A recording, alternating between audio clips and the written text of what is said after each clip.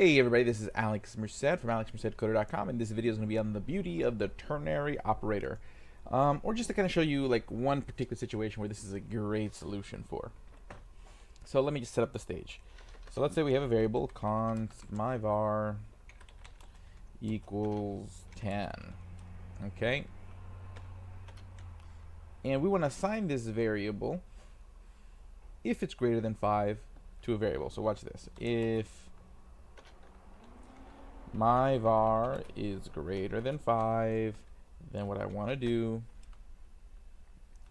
is create a new variable, const my var2, okay, and it's going to equal my var.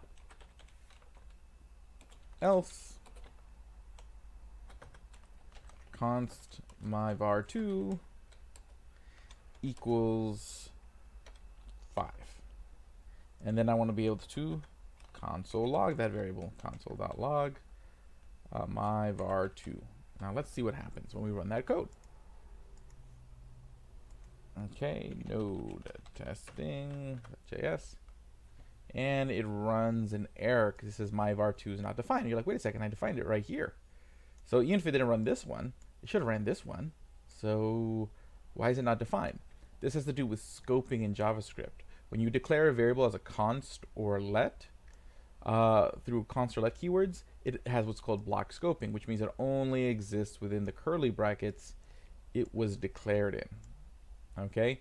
So the minute these curly brackets close, this my var2 variable is now disappears into the ether. So I don't have access to it anymore. Now I do have a couple solutions that I could do. I could change this to a var. Okay, the older school keyword, which does not have block scoping. It has much more inconsistent scoping. So it does kind of have like block scoping in functions, but not in if statements. It's a little bit more inconsistent, so it's kind of harder to predict, which is why everyone uses constant let now, because they have very consistent block scoping. So it's a little bit clearer to know when the variable exists and when it doesn't. So you have less collisions in your code.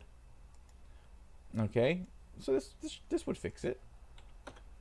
10.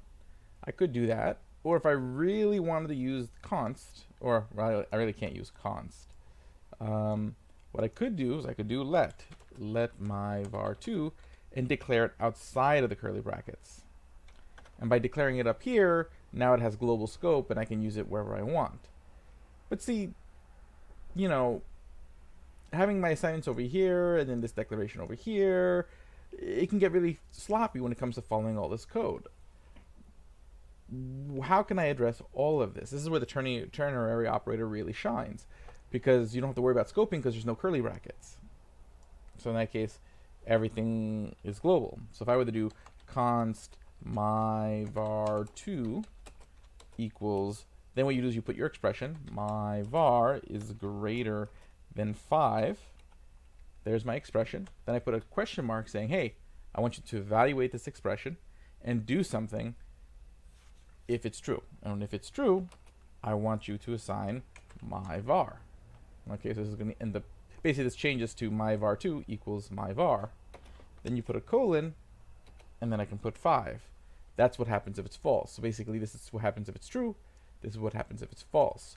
So basically the way you have to think about it is that when this is done evaluating, this is going to get replaced with whatever is in here.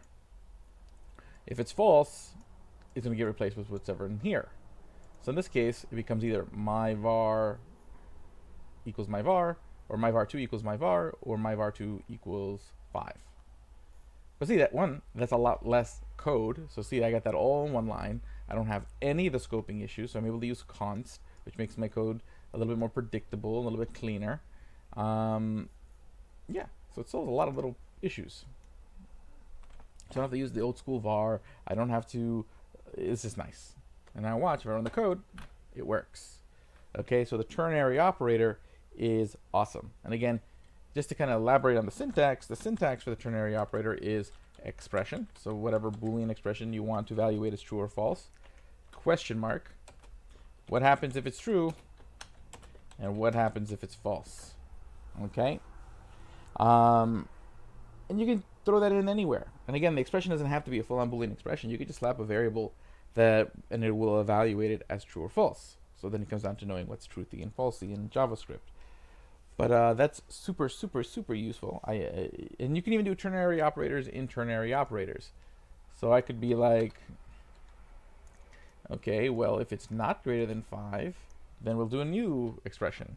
My var, is it greater than 7?